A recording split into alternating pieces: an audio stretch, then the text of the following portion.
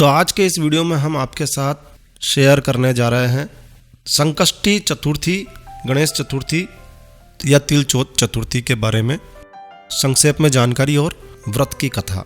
संकट चतुर्थी या तिल चौथ, यह दिन महिलाएं सुख सौभाग्य और संतान की समृद्धि सर्वत्र कल्याण की इच्छा से इस दिन व्रत रखती है। पद्म पुराण में इसका वर्णन किया गया है। पद्म पुराण के अनुसार इस व्रत को स्वयं भगवान गणेश जी ने अपनी माँ पार्वती को बताया था, तो ये काफ़ी विशेष व्रत माना जाता है।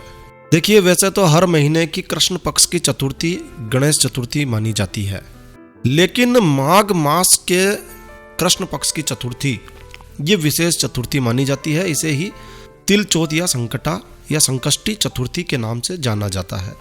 पद्म पुराण में किए गए वर्णन के अनुसार ये वही दिन है जब गणेश जी ने प्रतिस्पर्धा की थी अपने बड़े भाई कार्तिकेय जी से। उन्हें परिक्रमा करनी थी संपूर्ण पृथ्वी की। अब उन्होंने पृथ्वी की परिक्रमा नहीं करके अपने माता पिता भोलेनाथ और माँ पार्वती की ही 7 बार परिक्रमा कर डाली, और तब शिवजी ने प्रसन्न होकर उन्हें वरदान दिया था कि तीनों लोक में उन्हें सबसे पहले पूजा जाएगा, सबसे पहले पूजनीय वो होंगे। तो तिल चौथ के दिन भालचंद्र गणेश जी का पूजन किया जाता है, चौथ माता का पूजन किया जाता है। प्रातः नित्य क्रम से निवृत्त होकर पूरी विधि विधान के साथ महिलाएं पाटे पर, बाजोट पर चांदी की चौथ माता रखती है और चौथ माता का व्रत किया जाता है। गणेश जी का व्रत किया जाता है, गणेश जी का पूजन किया जाता है, चौथ माता का पूजन किया जाता है, और फिर एक गणेश जी की कहानी सुनाई जाती है। पूरे दिन निर्जला रहकर भी कई महिलाएं व्रत करती है। चंद्रमा के दर्शन करने के बाद ही व्रत को खोला जाता है और फिर कुछ खाया जाता है। इस दिन महिलाएं सूर्य अस्त होने के पश्चात स्नान करके स्वच्छ वस्त्र पहनती है, नए वस्त्र पहनती है, सजती है, संवरती है, एक कलश में जल भर के रखती है, धूप दीप अर्पित करती है। नैवेद्य के रूप में तिल के बने व्यंजन, तिल का चूरमा जिसे तिलकुट्टा कहा जाता है, तिल और गुड़ से बने व्यंजन, लड्डू इत्यादि पूजन में रखे जाते हैं।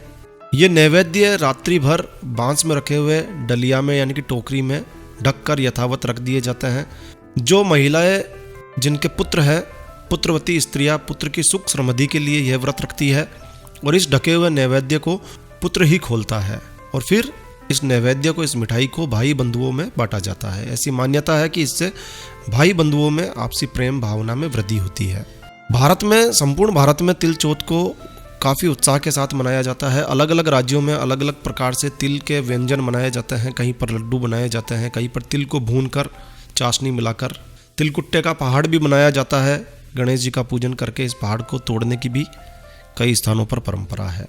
गणेश जी के पूजन के बाद में चंद्रमा को कलश से अर्घ्य अर्पित किया जाता है, धूप दीप दिखाए जाते हैं। चंद्रदेव से अपने घर परिवार की सुख समृद्धि शांति के लिए प्रार्थना की जाती है। इसके बाद में एकाग्रचित होकर कथा सुनी जाती है, सुनाई जाती है, और फिर उपस्थित जनों में प्रसाद का वितरण किया जाता है। तो इस तरह से व्रत किया जाता है। चंद्रमा को देखकर व्रत को पूर्ण किया जाता है। फिर कहानी सुनी जाती है। तो कहानी क्या है? कहानी एक महिला कहती है, अन्य महिलाएं सुनती है। यदि आप अकेली हैं या कहानी आपको याद नहीं है तो आप इस वीडियो को चलाकर भी कहानी को सुन सकते हैं। तो आइए कहानी पर भी एक नज़र डालते हैं, कहानी को सुनते हैं। बहुत ही प्राचीन बात है, बहुत ही पुरानी बात है। एक छोटे से गांव में देवरानी और जेठानी रहा करती थी। जेठानी काफ़ी अमीर थी और देवरानी इतनी गरीब थी कि उसके खाने के भी लाले पड़े हुए थे। खाने का कोई ठिकाना नहीं था, क्योंकि देवरानी का पति अक्सर बीमार रहा करता था। लकड़ियाँ काट कर लेकर आया करता था, कभी कभी ही जा पाया करता था जंगल की ओर। लंबे समय की बीमारी के चलते पति काफ़ी कमज़ोर हो चुका था और अक्सर काम पर नहीं जा पाता था। ऐसी स्थिति में देवरानी अपनी जेठानी के घर पर झाड़ू पोछा किया करती थी, खाना बनाया करती थी, घर के काम किया करती थी। बदले में जेठानी उसे बचा हुआ खाना दे देती थी, पुराने कपड़े भी दे देती थी, और इसी से देवरानी का घर परिवार चल रहा था। इतनी गरीबी के बावजूद भी देवरानी कभी भी माघ मास के तिल चौथ के व्रत को करना नहीं भूलती थी। उसकी गणेश जी में बहुत ही आस्था थी, चौथ माता में बहुत ही आस्था थी। माघ महीना आया, देवरानी ने तिल चौथ का व्रत किया। जो गरीब थी देवरानी, उसने व्रत किया। पैसे नहीं थे, काफ़ी पुरानी बात है। 5 आने का तिल और गुड़ कैसे न कैसे 5 आने बचाए हुए थे। 5 आने का मतलब ₹1.25 होता है। तो 5 आने का गुड़ लेकर आई, तिल लेकर आई, तिलकुट्टा बनाया, पूजा की, तिल चौथ की कथा सुनी और तिलकुट्टा छींके में रख दिया। क्यों रख दिया? क्योंकि भोजन तो चांद उगने के बाद ही खाया जाता है, तो चांद उगने पर पहले तिलकुट्टा यानी प्रसाद ग्रहण करेगी, फिर कुछ खाएगी, ऐसा सोच के छींके में रख दिया। कहानी सुनी चंद्रमा की। अब खाना तो था नहीं घर में, तो जेठानी के यहाँ पर चली गई। जेठानी के यहाँ खाना बनाया। खाना बनाकर जेठानी के बच्चों को खाना खाने के लिए कहा कि खाना खा लो। तो जेठानी के बच्चे बोले कि भाई अभी तो माँ भूखी है, माँ ने व्रत किया है, चंद्रमा देखकर माता जी भोजन करेंगी, उसके बाद ही हम भोजन करेंगे। तो उसने जेठ जी से कहा कि आप खाना खा लो।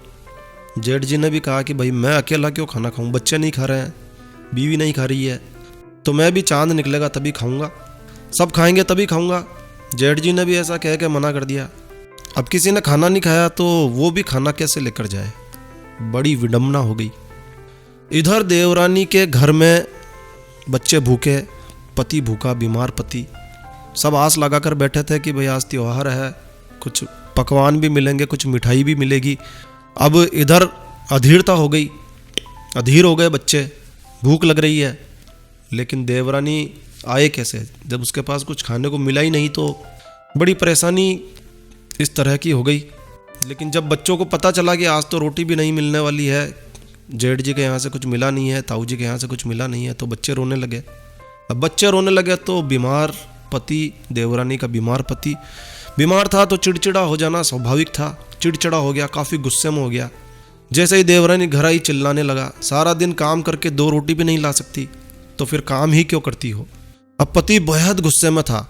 गुस्से में आकर उसने जो कपड़े धोना होता है उससे उसकी पिटाई कर दी, पाटे से उसकी पिटाई कर दी। पाटा रखा हुआ था पूजा का, उसी से उसकी पिटाई कर दी। ले संभाल। बेचारी देवरानी क्या कर सकती थी, पति ने पीटा, पिटाई खा ली, कर भी क्या सकती थी।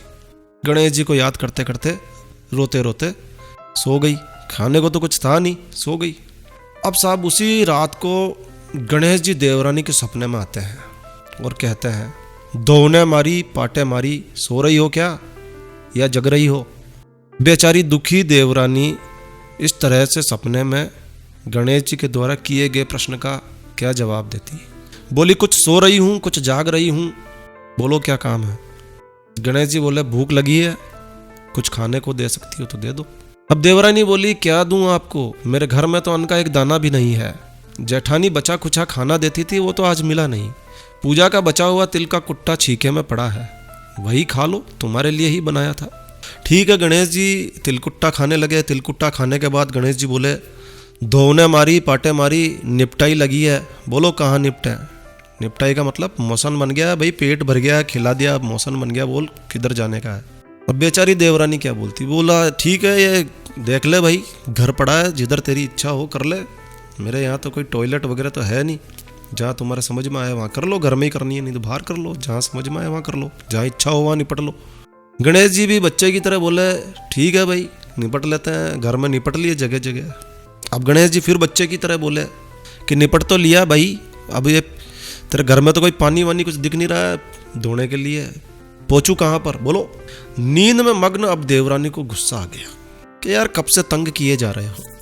बोले कहीं भी पहुँच लो, मेरे सर पे पहुँच लो। गुस्से में अपन बोलता है मेरे सर पे दे मार, और कहाँ पहुँचोगे, पहुँच लो मेरे सर से।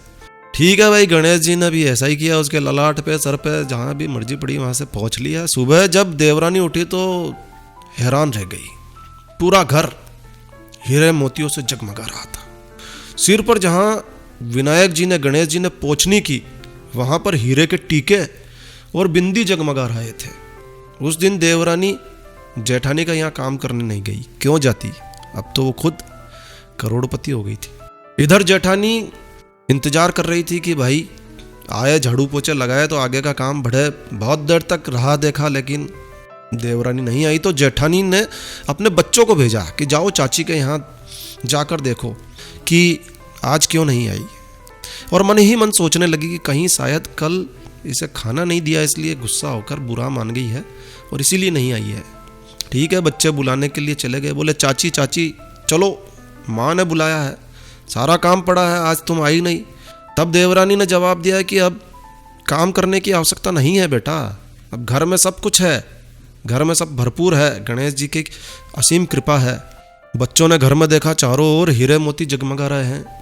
बच्चे दौड़े दौड़े घर गए, घर जाके अपनी माँ को बताया, चाची का घर तो पूरा हीरे मोतियों से जगमगा रहा है।